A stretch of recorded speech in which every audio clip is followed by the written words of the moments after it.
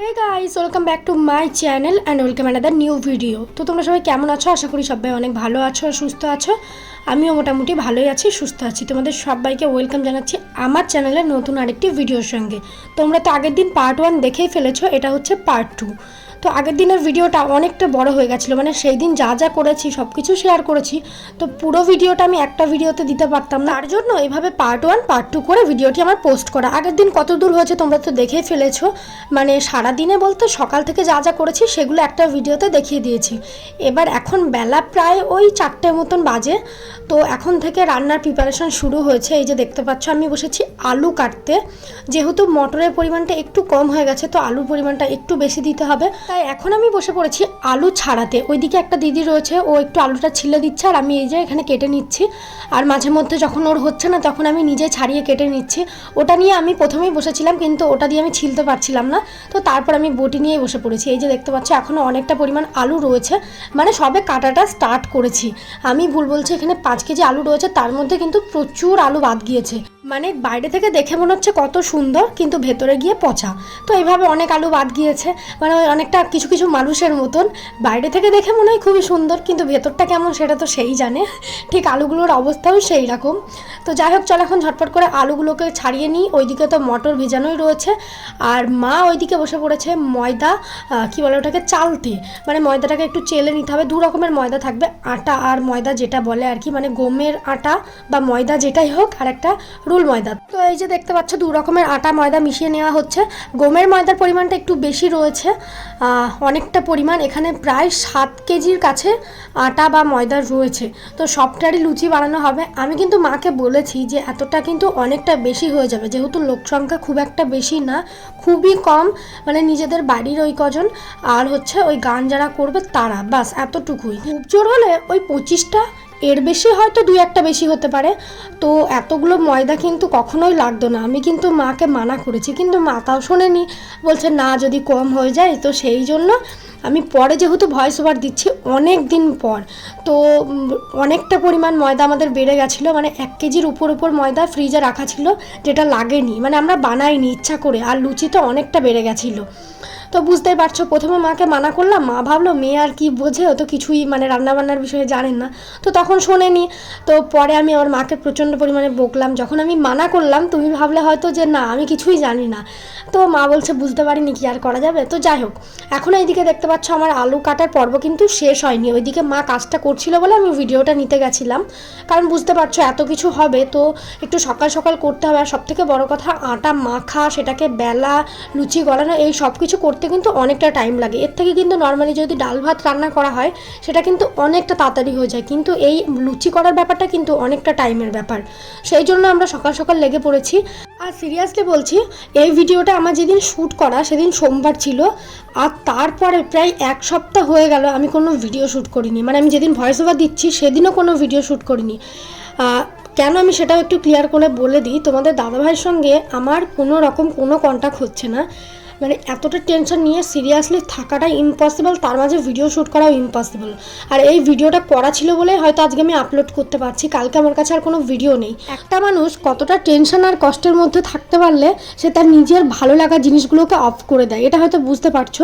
তো তোমরা যারা কমেন্ট করো না যে মন খারাপ হলে ভিডিও কি করে করো, মন খারাপের দিনগুলোতে না আমরা ভিডিও কোনো মানে কি বলবো যে মন খারাপ বলে ভিডিও করছি এমনটা না, মন খারাপটাকে ভুলে থাকার জন্য আমরা ভিডিওটা করি। হ্যাঁ, কিছুটা টাইম হয়তো আমার কেটে যাবে। আজকে বুঝতে পারছি এই ভিডিও যদি আমি না করতাম না, আমার তো দিনই কাটতে চাইতো না। এখন আমার ওই সকাল হচ্ছে, তারপরে ওয়েট করে থাকছি কখন রাত হবে আবার সকাল হবে, এরকমভাবে দিন কাটাচ্ছি। আগে বা সন্ধ্যার দিকে একটু হলেও দেখতে পেতাম 4-5 মিনিটের জন্য, এখন তো সেটাও হয় না, কথাটাও হয় না, হয়তো একটাই মেসেজ কি করছো বাস, ওটাই। তো বুঝতে পারছো এরকম সিচুয়েশনে থাকাটা ঠিক কতটা কষ্টের, বিশেষ করে যখন আমরা নিউলি ম্যারিড। তো এটা তো খুবই ডিফিকাল্ট হয়ে যাচ্ছে দিন কাটানো আমাদের পক্ষে। তো তার জন্য আমি 1 সপ্তাহ হয়ে গেলে কোনো ভিডিও শ্যুট করিনি। এটা মানে আমি আমার প্যাশনটা, আমার শখটাকে আমি ছেড়ে দিয়েছি একরকম।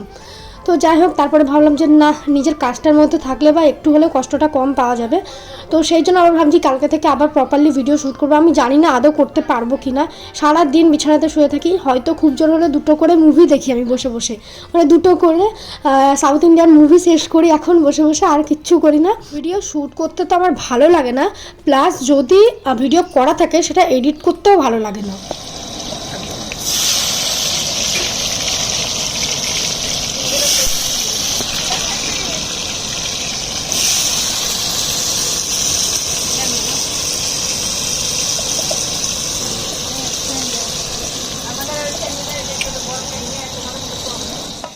যাই হোক, বেশি দুঃখ কষ্ট প্রকাশ না করাটাই ভালো, কারণ অনেকে ন্যাকামি ভাববে, অনেকে হয়তো বুঝতে পারবে না, তার থেকে দরকার নেই। আমি যেমন তেমনই থাকি, নিজের কষ্ট সহ্য করে থাকি। তো মানে এখন কষ্টটা এতটাই হয় যার জন্য আমি ভিডিও শ্যুট করি না। চেষ্টা করবো নিজের প্রফেশনে ঠিকঠাকভাবে ফিরে আসার। ওইদিকে ময়দা মাখাটা হয়ে গেছে, আর এইদিকে ওভেনটাও জেলে দেওয়া হয়েছে, দেখতে পাচ্ছ। প্রথমে আলুগুলোকে ভেজে নেওয়া হচ্ছে, মানে ফার্স্টে ঘুগনিটা করে নেওয়া হবে, তো তারপরে লুচিগুলোকে গরম গরম ভাজা হবে। এই যে দেখতে পাচ্ছ আমাদের রাঁধুনি, তো ওকে আমি রাগাচ্ছিলাম রাঁধুনি রাঁধুনি। তো ওটা হচ্ছে আমার একটা দিদি হয়, মানে পুলকের মা। পুলক নামটা তো তোমরা শুনেইছো যারা আমার ডেলি ভিউয়ার্স রয়েছো। তো ওই রান্নাবান্নাটা করছে, আর তার মাঝে একটু আমি কাঠি করতে গেছিলাম, মানে নিজেকে বড় রাঁধুনি এটা প্রমাণ করানোর জন্য।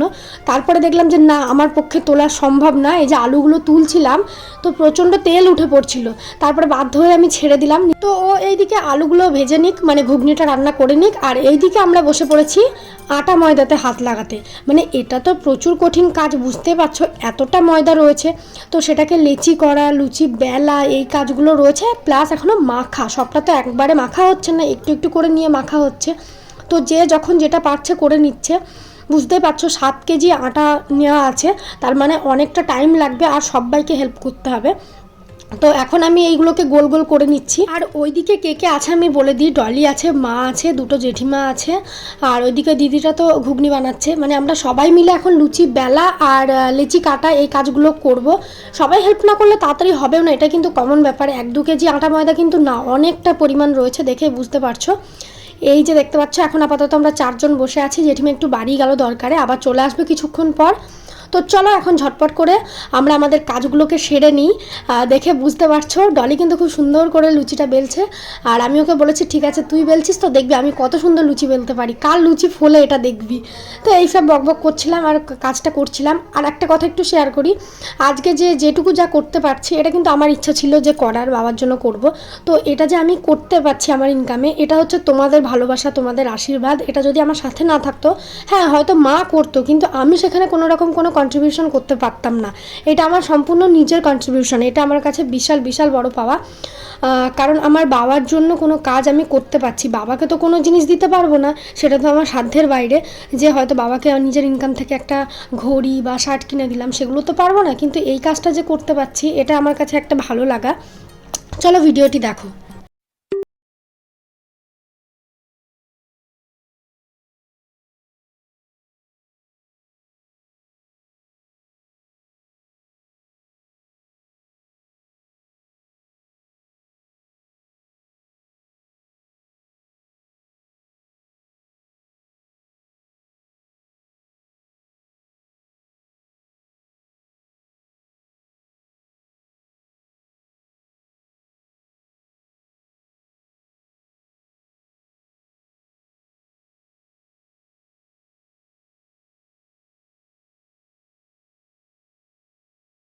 কোনো কাজ যদি সবাই মিলে মিলেমিশে করা যায় তাহলে কিন্তু সেটার কষ্টটা বোঝাও যায় না, বা সময়টা কিন্তু খুব কম লাগে। এই যে দেখতে পাচ্ছ, কেউ একজন লেচি কাটছে বা কেউ একজন আটাটা মাখছে, আবার কেউ লুচি বেলছে, এই হচ্ছে ব্যাপার। মানে আর একভাবে বসে করাটাও কিন্তু মাজাতেও ব্যথা হয়ে যাচ্ছে। আমি কিন্তু প্রচুর কাজ করেছিলাম ওই দিন, মানে যেদিন ভিডিওটা সেই দিনকার কথা বলেছি। আমি তো মানে এত মাজা ব্যথা হয়ে গেছিলো আমার, সেই পুরো 4টের সময় বসেছিলাম আলু কাটতে, তারপর থেকে একটানা একভাবে বসে রয়েছি, কাজগুলো করছি। তো মা আমাকে বলছে তুই তো আজকে অনেক হেল্প করলি। তো যাই হোক, তারপরে এইদিকে দেখতে পাচ্ছ ওইদিকে মোটামুটি লুচি বেলার পর্ব চলছে, শেষ তো হবে না, এটা কমন ব্যাপার। তো কিছুটা পরিমাণ কাজটা আগিয়ে নেওয়ার পরে এইদিকে এবার লুচি ভাজাটা স্টার্ট করতে হবে, নয়তো যারা গান করবে তারা চলে আসবে। সন্ধ্যা লেগে গেছে, বুঝতে পারছো, বাইরে লাইট জ্বেলে দেওয়া হয়েছে। আর এইদিকে দেখতে পাচ্ছ জেঠিমা বসেছে ফল কাটতে। ওইদিকে যে হরিনামে যারা গান করতে আসবে তারা চলে আসবে কিছুক্ষণের মধ্যে 7টার দিকে। তো তার জন্য তো ফলের প্রসাদটা কেটে রেডি করতে হবে। এদিকে দেখতে পাচ্ছ জেঠিমা বসেছে, আর আগে থেকে একটুখানি তরকারি আর কিছুটা পরিমাণ লুচি তুলে রাখা হয়েছে, ওগুলো ঠাকুরকে ভোগ দেওয়া হবে, তো তার জন্যই। আর এদিকে এখন ঝটপট করে ফলগুলোকে কেটে নেওয়া হচ্ছে। ওইদিকে কিন্তু এখনও লুচি ভাজা আমাদের কমপ্লিট হয়নি, তো চলো এবার ওখানে গিয়ে হেল্প করতে হবে। এইদিকে কিন্তু আমার কোনো কাজ নেই, অল্পই প্রসাদ করা হবে, যেটুকু যা করা হবে জেঠিমা করে নিতে পারবে। এখানে জেঠিমা কাজগুলো ঠিকঠাক করে গুছিয়ে নিক। চলো এবার লুচি ভাজার কাছে যা যাক, ওখানে গিয়ে তোমাদেরকে দেখাচ্ছি কি অবস্থা ওইদিকে। এই যে দেখতে পাচ্ছ এখানে ফুলকো ফুলকো লুচি ভাজা হচ্ছে, দেখতে কতই না সুন্দর লাগছে, তাই না? একসঙ্গে 5-6টা করে তেলে ছেড়ে দেওয়া হয়েছে, আর এইরকম যদি ফুলকো ফুলকো লুচি হয় সেটা তো দেখতে ভীষণই ভালো লাগে, তাই না? বলো কার কার লোভ লাগছে বলো, কিন্তু কমেন্ট করবে, অবশ্যই কমেন্ট করবে। আমার তো ভীষণই ভালো লাগছিল।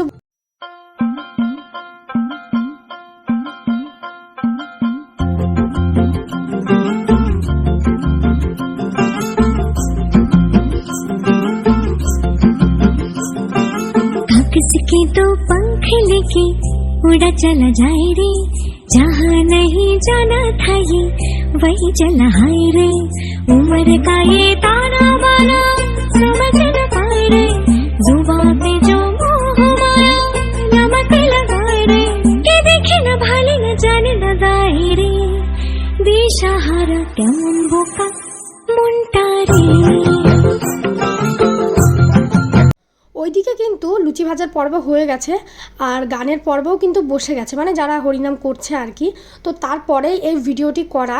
এখন এই যে দেখতে পাচ্ছ খেতে দেওয়া হবে, তার জন্য মা মিষ্টিগুলোকে ঢেলে নিচ্ছে।